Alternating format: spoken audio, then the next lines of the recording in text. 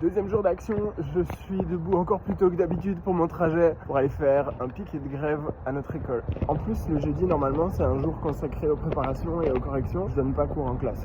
En fait, j'ai encore plus de taf quand je suis en grève. Du coup, j'arrive à une heure où il y a moins de monde, en fait. C'est un peu moins cringe. Je me suis rendu compte hier, en éditant la vidéo, que ce que je dis, pour ceux qui sont déjà acquis à la cause, ça va sembler évident et ils seront contents que je le dise. Mais pour ceux qui hésitent ou qui trouvent que c'est pas tout à fait justifié, probablement ça sonne comme la répétition de vieux arguments pas réfléchis et qui sont pas vrais.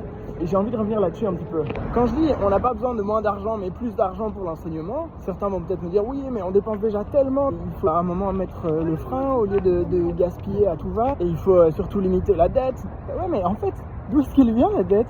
Déjà, premièrement, c'est normal que l'enseignement coûte beaucoup d'argent. C'est une mission fondamentale de toute société et quand cette brique de base s'effondre ou fonctionne plus bien, sur le long terme, une société qui dysfonctionne et qui coûte plus cher, ça entraîne toute une série de conséquences en cascade. Donc ça, c'est une chose. Oui, l'enseignement, ça coûte de l'argent. Mais aussi, deuxièmement, pourquoi est-ce qu'il y a une dette maintenant ? Le PIB de la Belgique, il grimpe à son rythme, mais il grimpe et les dépenses de la Fédération Wallonie-Bruxelles, elles stagnent. Et en proportion du PIB, elles baissent. En fait, si on avait gardé la même proportion du PIB depuis 20 ans, au lieu d'avoir des enveloppes quasiment fermées, le trou de 1,6 milliard qu'on connaît maintenant à la FOEB, eh ben, il n'existerait quasiment pas. Ce qu'il faut exiger, c'est pas plus d'efforts de la part de tout le monde, des gens qui essayent d'assurer le fonctionnement d'un système d'enseignement potable. Ce qu'il faut exiger, c'est un refinancement. Donner des moyens à l'enseignement de remplir ses missions.